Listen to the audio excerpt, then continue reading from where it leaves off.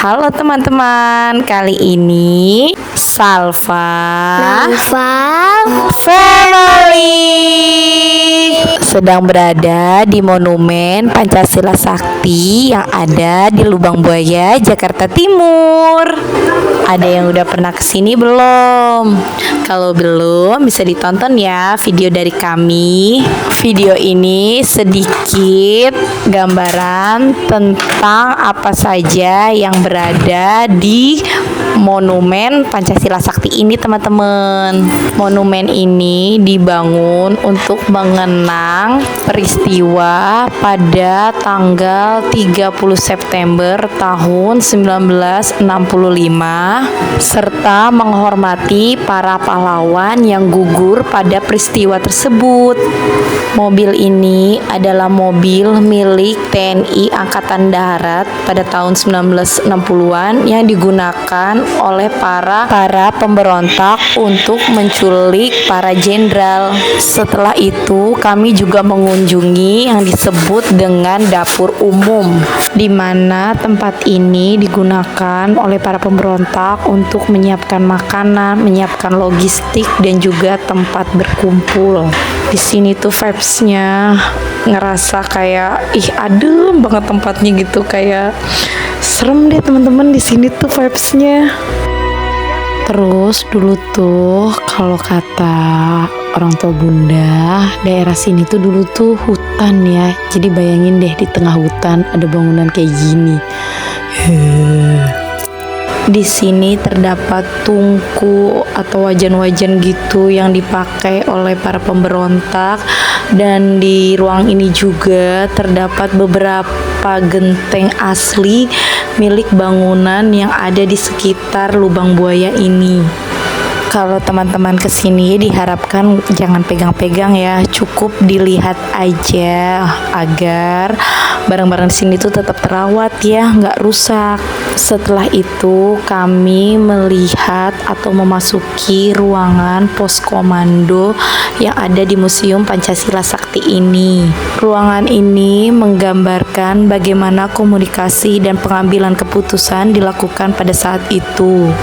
Ruangan ini juga merupakan salah satu ruang penting yang menggambarkan pusat pengendalian kegiatan pada masa peristiwa 30 September tahun 1965. Perencanaan untuk menculik para jenderal mereka lakukannya di sini ya teman-teman.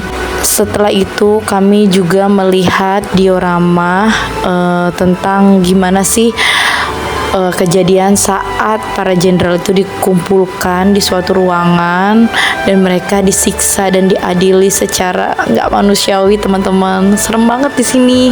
Kalau dulu sih katanya nggak dikacain kayak gini ya, tapi kalau sekarang dikacain. Ada berapa lubang nih? Ada 3 lubang, setiap sisinya tuh 1 lubang. Jadi mungkin ini untuk merawat manekin-manekin ini ya. Di sini juga ada pasukan perempuan dari pemberontak 30 SPKI ini yang disebut dengan Gerwani ya teman-teman. Jadi ini mereka nih bareng-bareng di sini nih mengadili para jenderal dengan dengan gimana ya, kalau ngebayangin itu semua tuh kayak tuh serem banget deh. Setelah para jenderal atau 7 perwira TNI AD ini disiksa, kemudian mereka dibuang ke dalam sumur yang berada nggak jauh dari ruangan tadi ya teman-teman. Dan di sini disebut juga dengan sumur Lubang Buaya.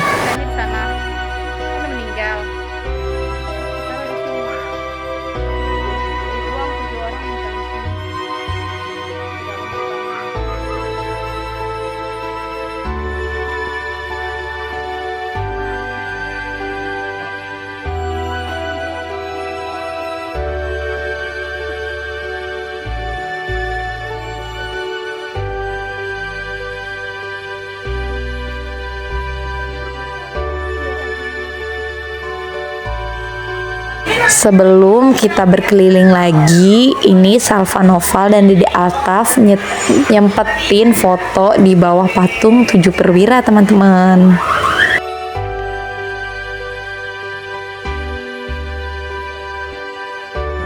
Hai kakak.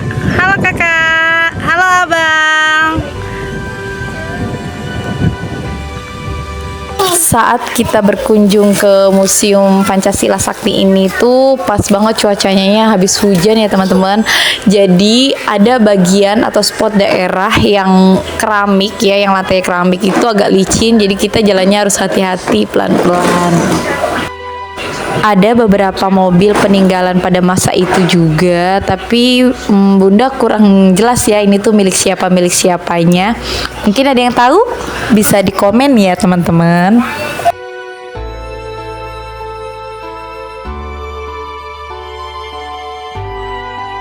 Kemudian kami mengunjungi museum pengkhianatan PKI. Di museum ini digambarkan alur kejahatan atau kekejian para pemberontak ya kan. Nah ini di depannya itu ditampilkan desa desa dulunya itu Lubang Buaya itu kayak gitu. Di sini ditampilkan berbagai macam diorama kekejian PKI yang nggak cuma di sini aja di Lubang Buaya, tapi di setiap daerah itu ada, dari Madiun, Blitar, Jakarta, pokoknya ditampilin di tiap daerah tuh di sini. Kalau menurut sejarah, gerakan 30 September terjadi karena situasi politik Indonesia saat itu sangat tegang dan penuh konflik kepentingan. PKI memiliki jaringan sampai ke daerah sebelum tahun 65. PKI memiliki organisasi massa di banyak wilayah, mencangkup buruh, tani, pemuda, perempuan. Karena jaringannya luas, pengaruhnya ada di berbagai daerah, bukan hanya di Jakarta. Dalam versi resminya, tujuannya itu untuk menguasai pemerintahan dan militer, sehingga sasaran tidak hanya pusat tetapi juga daerah. Melumpuhkan aparat dan lawan politik daerah juga dianggap penting untuk melemahkan TNI, pemerintah daerah, dan tokoh anti komunis agar nggak ada lagi perlawanan.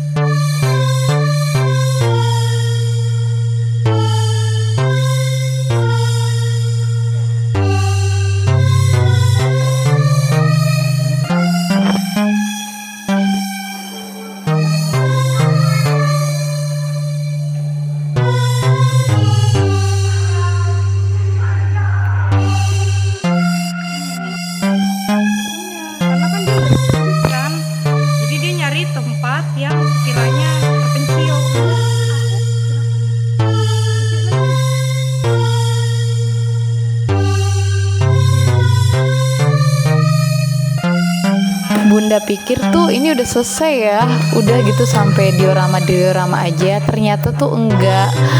Ternyata pas dari tangga itu kita lurus itu ada lagi diorama yang lebih gede lagi.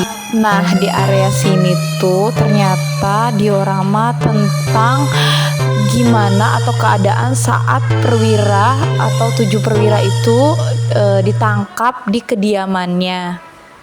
Gendong tuh orangnya. Kemudian di sini juga ditampilkan alat-alat kendaraan yang ada di zaman itu, serta pakaian, terus atribut yang digunakan oleh 7 perwira.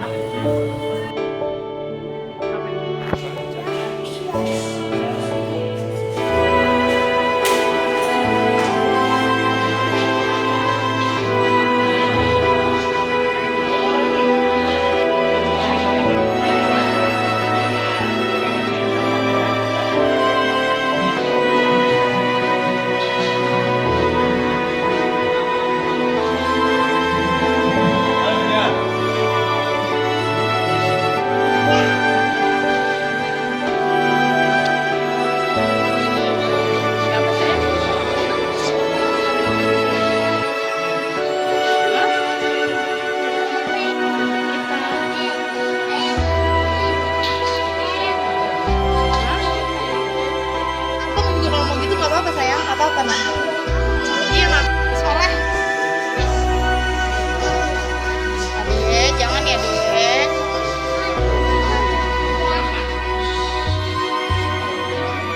Nah, begitulah perjalanan kami di Museum Monumen Pancasila Sakti pada saat itu. Terima kasih ya yang telah menonton.